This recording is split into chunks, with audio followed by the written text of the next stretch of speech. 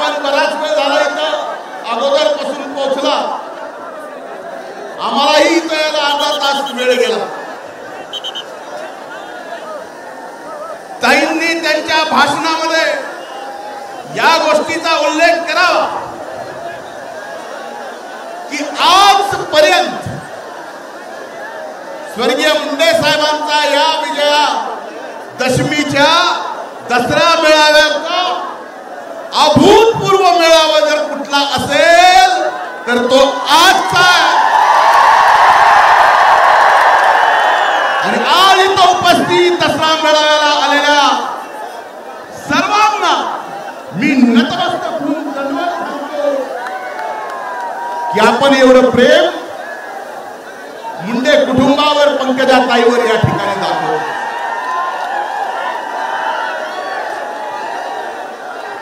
खरं तर परिस्थिती हा मेळावा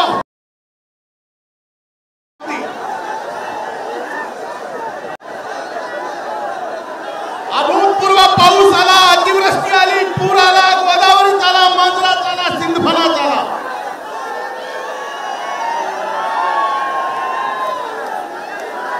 भयंकर शेतकऱ्यांचं संकट, शेतकऱ्यांच्या समोर संकट आलं.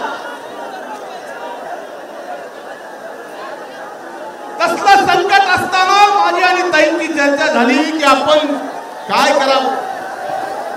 पण ताईंनी निर्णय घेतला, काही जरी झालं तर या दसऱ्याची परंपरा मोडायची नाही. मी ताई आपले मनापासून अभिनंदन, आभार मानतो. आज शेतकरी अडचणीचा, इथं आलेला प्रत्येक जण शेतकरी आहे, शेतमजूर आहे. आज अभूतपूर्व नुकसान झालं मान्य करतो. आज मी मंत्रिमंडळात नाही, फक्त आमदार आहे. माझी बहीण मंत्रिमंडळात आहे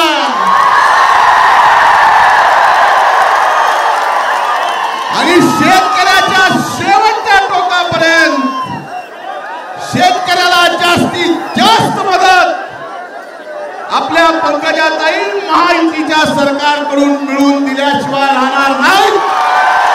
हा विश्वास मी या निमित्तानं आपल्या समोर व्यक्त करतो. खरं ही दसऱ्याच्या मेळाव्याची परंपरा, जे फक्त घोषणा द्यायला आले त्यांना मेळावा कधी सुरू झाला, पहिला दसरा मेळाव्याला कोण आलं काय माहिती. तुम्ही बोलू द्यायला आला का बंद करायला, तुम्हाला कसं समजू. मला सरळही समजून सांगता येतं आणि उलटही